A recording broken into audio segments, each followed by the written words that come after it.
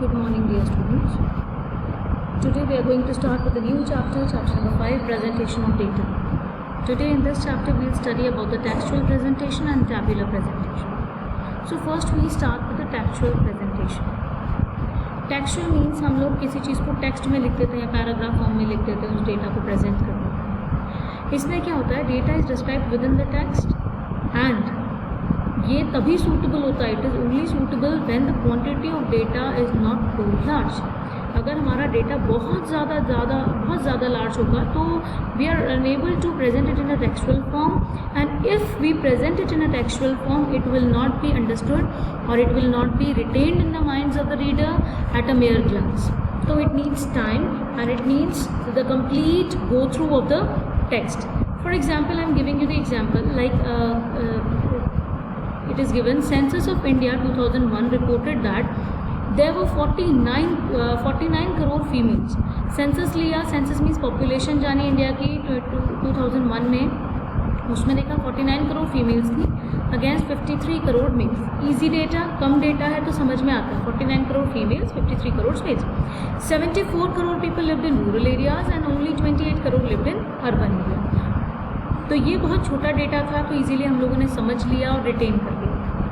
But वहीं इसके अंदर अगर हम लोग पॉवर्टी को भी डाल दें, अनएम्प्लॉयमेंट को भी डाल दें, अनएम्प्लॉयमेंट के बाद एजुकेटेड और अनएजुकेटेड को डाल दें, बहुत सारा अगर हम लोग डेटा एक साथ लिखते हैं टेक्सुअल फॉर्म में, तो हमारे लिए उसको रिटेन करना और समझना ईजी नहीं होगा. अभी भी इतनी सी चीज़ को ही देखने के लिए हमें पूरे सेंटेंसेस पढ़ने पड़े टिल हियर, है ना. और अगर इसको टेबल की फॉर्म में करते तो शायद हमको पूरा सेंटेंस नहीं पढ़ना पड़ता. सो वही इसके ड्रॉबैक्स हैं.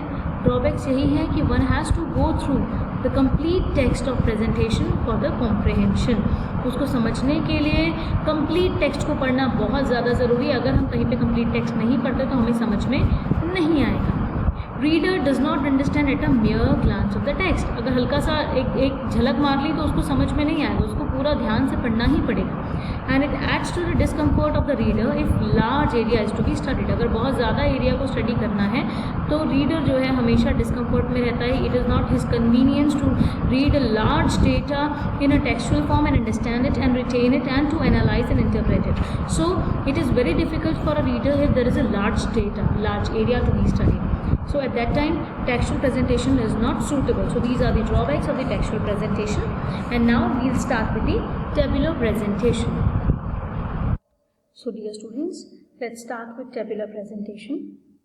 Tabular presentation क्या होता है, जब हम कोई भी अपने डेटा को, न्यूमेरिकल डेटा को रोज एंड कॉलम्स के अंदर हम लोग प्रेजेंट करते हैं. It refers to the systematic presentation of the data, which data, numerical data in rows and columns. आप ये एग्जाम्पल देख सकते हो, रोज एंड कॉलम्स. कॉलम्स जो ऊपर से नीचे आते हैं, रोज जो लेफ्ट टू राइट जाते हैं. ये करता क्या है, टेबल की प्रेजेंटेशन क्या करता है, it organises data for further statistical analysis और ट्रीटमेंट एंड डिसीजन मेकिंग. इससे हम लोग इजीली समझ लेते हैं और इसके बाद हम लोगों ने जो भी ये डेटा जिस वजह से भी कलेक्ट किया होता है वो हमारा क्या करता है, हम उसको एनालाइज करते हैं, इंटरप्रेट करते हैं और उसी के बिहाफ पे हम लोग डिसीजन मेक करते हैं. और इसके ऑब्जेक्टिव्स क्या हैं, what are the objectives, why do we make it. We make it because it simplifies the complex data. जितना भी हमारा कॉम्प्लेक्स डेटा है उसको बहुत सिंप्लीफाई तरीके से वो मेंशन कर देता है. जैसे अभी मैंने आपको टेक्सचुअल प्रेजेंटेशन में एक एग्जांपल दिया था. अब इस टेबल में देखो, आपको कुछ करने की जो आपको समझ में आ रहा है, मेल, फीमेल, रूरल और अर्बन. मतलब मेल रूरल में इतने, अर्बन में इतने, फीमेल रूरल में इतनी, अर्बन में इतनी. This table is self explanatory. आपको कोई और पर्सन नहीं चाहिए इसको समझाने के लिए. अगर मैं अभी आपको नहीं भी बताती तो भी आप समझ गए होते कि इस टेबल में क्या चीज़ मेंशन है, क्या चीज़ गिवन है. रीजन बीइंग ये टेबल अपने आप को एक्सप्लेन कर रहा है. It doesn't need a person to explain this. It facilitates comparison of data. Easy comparison हो जाता है. जैसे हम यहाँ पे कंपेयर कर सकते हैं मेल और फीमेल के बीच में, रूरल और अर्बन के बीच में. And it facilitates statistical analysis. Further जो स्टडी हम लोगों ने करनी है वो भी हम इसके बेस पे इजीली कर सकते हैं. अब आगे आ जाता है essentials of a good table. एक अच्छे टेबल की क्या क्या निशानी है या क्या क्या चीज़ें ज़रूरी हैं एक अच्छा टेबल बनाने के लिए. तो जो चीज़ें हमारी ज़रूरी हैं अच्छा टेबल बनाने के लिए वो है सबसे पहला टाइटल. हमारे टेबल के ऊपर एक टाइटल ज़रूर होना चाहिए ऑन द टॉप, जिससे कि हमें पता चले, टेबल को ऊपर से ही देख के हमें पता चल जाए कि इसमें क्या है. जैसे हम लोग क्या लिखते हैं, अगर सपोज हम लोग तुम्हारा रिपोर्ट कार्ड देते हैं तो उसके ऊपर लिखते हैं ना हाफ ईयरली रिजल्ट. हेडिंग से ही समझ में आ जाता है इसमें जो भी गिवन है वो हाफ ईयरली का रिजल्ट है ना। तो title is very much must. Size बहुत ज़्यादा बड़ा टेबल नहीं होना चाहिए। अगर बहुत ज़्यादा हम लोग उसके कॉलम्स या रोज डाल देंगे तो it will be very difficult for us to retain in our minds and it will be very difficult for us to understand. तो कॉम्प्लिकेटेड नहीं होना चाहिए, सिंप्लिसिटी होनी चाहिए, सिंपल और क्लियर होना चाहिए, क्लैरिटी होनी चाहिए। वही जैसे मैंने आपको बोला, it should be complete and self explanatory. वो अपने आप ही अपने आप को एक्सप्लेन करे। कोई अगर उसे एक्सप्लेन बनाने वाला अगर एक्सप्लेन करने के लिए नहीं भी बैठा ना, तो पढ़ने वाले को अपने आप समझ में आ जाए। जैसे फॉर एग्जाम्पल आप लोग जब एग्जाम देने आते हैं तो आप लोगों के गेट पे जो है रोल नंबर्स लिखे होते हैं, एक इस रूम नंबर में इस रोल नंबर से इस रोल नंबर तक बैठेंगे। एक टेबल की फॉर्म में वो मेंशन होता है। क्या जिसने वो टेबल बनाया वो हर गेट पे खड़ा होता है? नहीं, बट आपको वो टेबल देख के समझ में आ जाता है कि आपकी सीट कहाँ पे।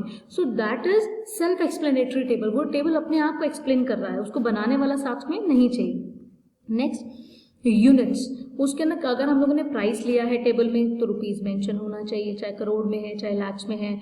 कोई वेट लिया है तो केजीज में होना चाहिए, टन्स में होना चाहिए। जो भी चीज़ हम अपने टेबल के अंदर ले रहे हैं उसकी यूनिट मेंशन होना बहुत ज़्यादा ज़रूरी है, अदरवाइज उसको समझना बहुत मुश्किल हो जाएगा। And very important, avoid abbreviations. Abbreviation मतलब शॉर्ट फॉर्म्स। तो we should avoid short forms because सारे रीडर्स को नहीं पता होता एब्रीवेशंस कौन सी होती हैं, तो वो समझ ही नहीं पाएंगे उसको। अगर हम लोग जैसे हम लोग लिख देते हैं ENG AB, है ना, तो अब हम लोग क्या करते हैं, ये अगर AB लिखा होता है तो हम इस AB को नीचे फुट नोट में दिखा भी देते हैं। AB means absent, ENG means English. अगर हम लोग नहीं लिखे नीचे तो समझ में नहीं आएगा इसका मतलब क्या है, जिसे नहीं मालूम, है ना। अब इसके बाद हम लोग पढ़ते हैं components of a table. Table में क्या क्या चीज़ें बहुत ज़रूरी होती हैं, ये लिखे हैं कंपोनेंट्स, और यहाँ एक टेबल मैंने बना भी रखा है। पहला है टेबल नंबर। आप लोगों ने बुक में भी देखा होगा, लिखा होता है figure number 1, figure number 1.1, table 1.2, table 5.1। उससे क्या होता है, बहुत ईजी हो जाता है कि हम उस टेबल को कभी भी एक्सप्लेन कर लें। तो टेबल नंबर लिखा होगा तो डायरेक्टली अगर कहीं पे भी हमें पता होगा इस टेबल पे जाना तो हम डायरेक्टली उस टेबल पे पहुंच जाएंगे। लेकिन अगर नंबर मेंशन नहीं होगा तो हम उसे ढूंढते ही रहेंगे, है ना।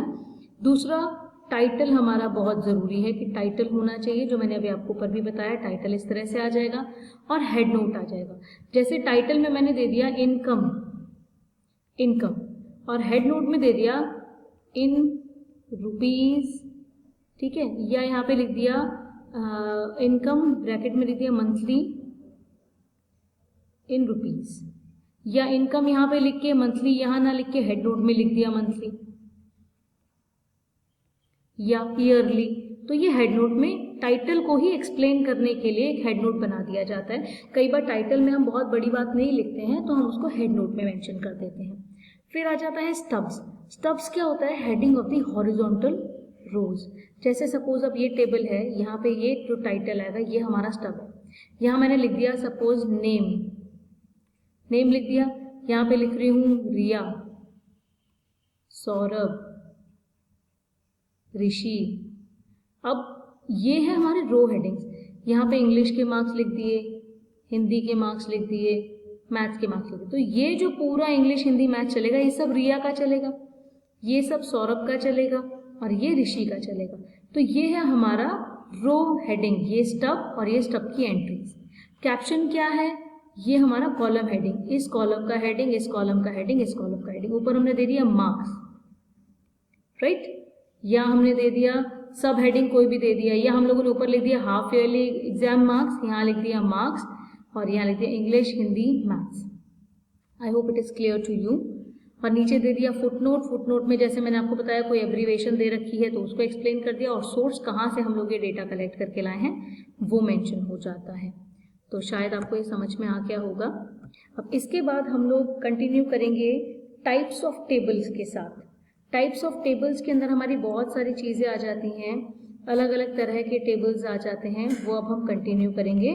Types of tables. So here, first is on the basis of purpose. We are having 3 types of tables. First is on the basis of purpose, then on the basis of originality, and then on the basis of construction.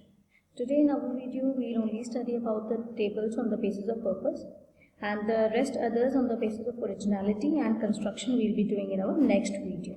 So here on the basis of purpose, we are having 2 types of table, general purpose table and special purpose table. First when we talk about general purpose table, इसको reference table भी कहते हैं और repository table भी कहते हैं, repository. तो ये क्या होता है, कोई भी डेटा है उसको ग्रेट डिटेल में, बहुत अच्छी खासी डिटेल में प्रेजेंट करता है, ऑलरेडी कलेक्टेड होता है और जो रिसर्चर्स हैं उनके लिए डेटा बैंक की तरह काम करता है। Say for example when you are admitted to a school, आपकी सारी डिटेल्स जो है वो ली जाती हैं, राइट, सारी डिटेल्स कलेक्ट की जाती हैं। अब जब क्लास टीचर कोई आपका बनता है, उसने अपने रजिस्टर पे चढ़ाना होता है, तो वो जाता है और वहाँ से सारी डिटेल्स ले लेता है। Because if I am acting as a researcher to write my data in attendance register, I will collect the details from the general table. वो जनरल पर्पस टेबल बना था जनरल पर्पस के लिए, स्पेशल पर्पस के लिए नहीं। लेकिन अभी जो हम अटेंडेंस रजिस्टर बनाएंगे वो एक स्पेशल पर्पस के लिए होगा, एक special purpose table, that means prepared with some specific purpose, कि भाई मेरी क्लास में जो बच्चे हैं मुझे उनका डेटा चाहिए, है ना। उसमें बच्चे का नेम भी होगा, एड्रेस भी होगा, एडमिशन नंबर भी होगा, कॉन्टैक्ट नंबर भी होगा, बहुत सारी चीज़ें होंगी, है ना, पेरेंट्स नेम भी होगा। तो ये चीज़ें जो मुझे चाहिए वो सारी चीज़ें एक स्पेशल पर्पस टेबल होगा कि मुझे सिर्फ उन्हीं बच्चों का चाहिए जो मेरी क्लास में, है ना। जनरल पर्पस के अंदर स्कूल के सारे बच्चे होंगे, स्पेशल पर्पस के अंदर सिर्फ मेरे को चाहिए मेरी क्लास के बच्चे, तो मैं उनका ले आऊंगी निकाल के data. So it is prepared with some specific purpose under consideration and data presented in the form of result of analysis of data. जो डेटा मैंने एनालाइज किया उसके रिजल्ट की फॉर्म में प्रेजेंट कर दूंगी। मैंने जनरल पर्पस टेबल को पढ़ा, उसको एनालाइज किया, उसमें से निकाला और रिजल्ट में मैंने क्या किया, अपना जो अटेंडेंस रजिस्टर वो कंप्लीट कर लिया।